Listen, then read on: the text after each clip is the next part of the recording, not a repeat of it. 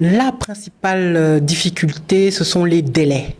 Parce qu'en général, l'entreprise se trouve dans l'urgence. Soit l'urgence parce qu'il faut remplacer un collaborateur, soit l'urgence revêt de la croissance de l'activité de l'entreprise. Donc avoir de nouveaux marchés, ça peut être tant pour des prestataires de services intellectuels que des prestataires manuels. Donc les délais, malheureusement, de visa varient d'un consulat à l'autre, donc d'un pays à l'autre. Avant le visa, il faut d'abord faire la demande d'autorisation de travail, qui est en général rapide. Et puis, une fois l'autorisation obtenue, l'autorisation de travail au consulat du pays de résidence du salarié qui va être recruté. Et c'est là où les délais vont s'allonger. Parce que l'administration vérifie l'authenticité des documents d'état civil, mais également les références professionnelles, parce qu'on a des salariés qui mentionnent des références qui ne sont pas exactes.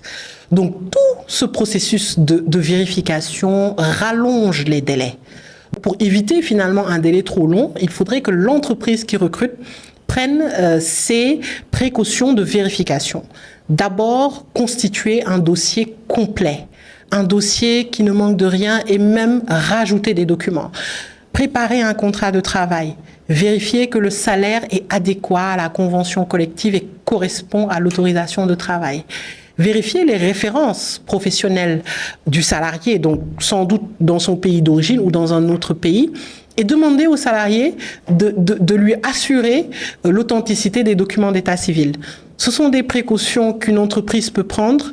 Bien entendu, consulter une personne habilitée, que ce soit un expert comptable, un avocat, en tout cas qui s'y connaissent en introduction de main-d'œuvre étrangère, pour pouvoir lui donner toutes les informations complètes sur la procédure et surtout se renseigner sur les pratiques qui sont effectuées dans le consulat du pays d'origine.